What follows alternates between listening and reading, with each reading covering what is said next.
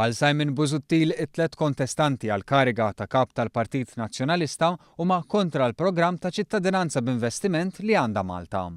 F'intervista ma' The Observer, Adrian Delija, Chris Said u Elix Perici Kalascione għamlu ċara li bihom dan il-programm li attira lejn Malta nies ta' talent u investiment ta' miljuni kbar ta' euro jew jisparixxi jew ma jibqax kif inhu. Fil-fatt it-tlet kontestanti kienu mistoqsija x'jagħmlu bil-programm ta' ċittadinanza b'investiment jekk jinħatru Prim Ministri. It-tweġiba tal-avukat Adrian Delija kienet waħda ċara. Qal li huwa kontra il-programm ta' ċittadinanza b'investiment. Dak li deskriva bħala beħ ta' passaporti, Adrian Delija prova jagħti l-impressjoni li ma jistax għalih. Però id-ditta legali li jagħmel parti minna Delija, il-programm ta' ċittadinanza b'investiment joġobha. Tant li Equitas Legal li fiha hemm l-istess Delija u galoppin ieħor tal-Partit Nazzjonalista bl-isem ta' Georg Sapjano, dan is-servizz toffrih lill-klijenti tagħha.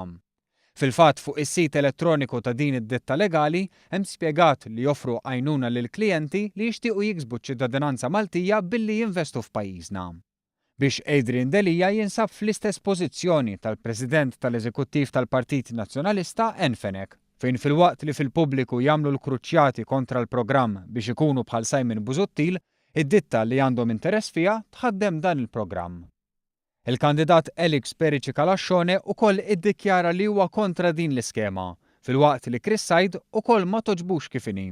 Biex it-tlet kontestanti huma kontra l-programm ta' ċittadinanza b'investiment, anke hekk dan u programm li kif jgħid is-sit elettroniku tad-ditta legali tal-Avukat Delija u wieħed li għandu l-barka tal-Kummissjoni Ewropea.